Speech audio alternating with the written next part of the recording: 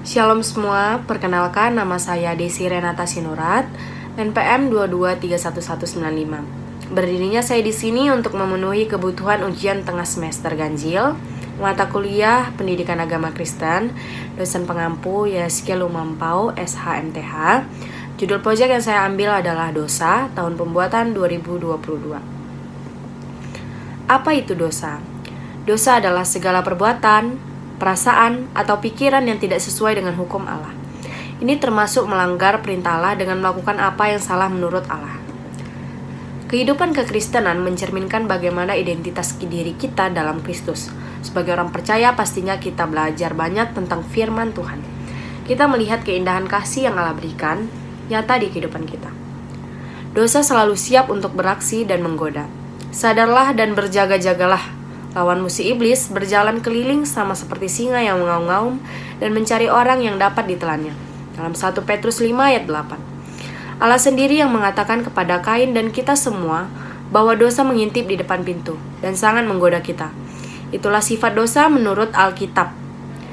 Petrus pun ikut mengingatkan dalam suratnya bahwa si iblis yang menyebabkan dosa, seperti singa yang mengaum dan mencari mangsa. Jika kita lemah tanpa pertahanan, kita dapat dengan mudah ditelan oleh si iblis dan menjadi berdosa. Jika kita begitu saja mudah tergoda, kita tidak akan mampu berkuasa atas dosa tersebut. Upah dosa adalah maut. Dalam Roma 6 ayat 23, sebab upah dosa ialah maut, tetapi karunia Allah ialah hidup yang kekal dalam Kristus Yesus Tuhan kita. Ada beberapa dampak jika kita terus-menerus berbuat dosa. Yang pertama, putusnya hubungan manusia dengan Allah.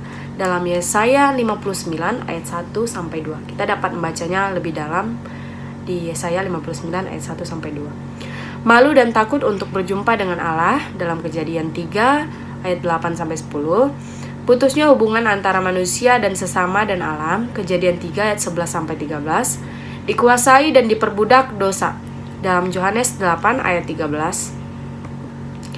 Ada manusia yang membanggakan jumlah ibadah dan pelayanan yang banyak, tapi tidak pernah mau bertobat dari semua dosanya.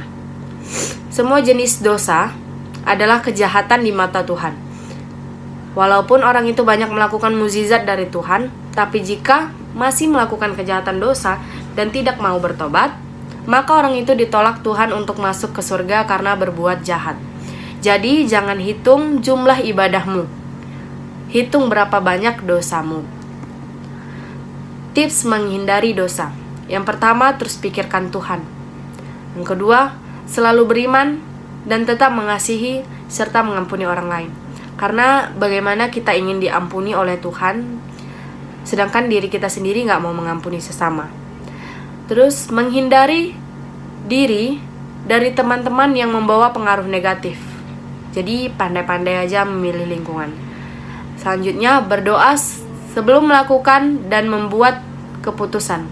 Jadi dalam segala sesuatu di kehidupan kita ini, kita selalu andalkan Tuhan. Kayak mau merencanakan sesuatu ini, kita andalkan Tuhan dulu, bertanya sama Tuhan, berdoa, minta apakah ini jalan yang tepat. Nah, yang terakhir adalah mengaku dosa dan bertobatlah. Jadi buat teman-teman semua yang belum bertobat, mari bertobat. Saya mengingatkan untuk teman-teman semua, kepada kita semua, bahwa bagi Tuhan tidak ada yang terlalu cepat, tidak ada yang terlambat. Semuanya tepat dan penuh berkat. Sekian hasil presentasi agama saya. Jika ada kurang atau lebih, mohon dimaafkan. Terima kasih. Shalom semuanya.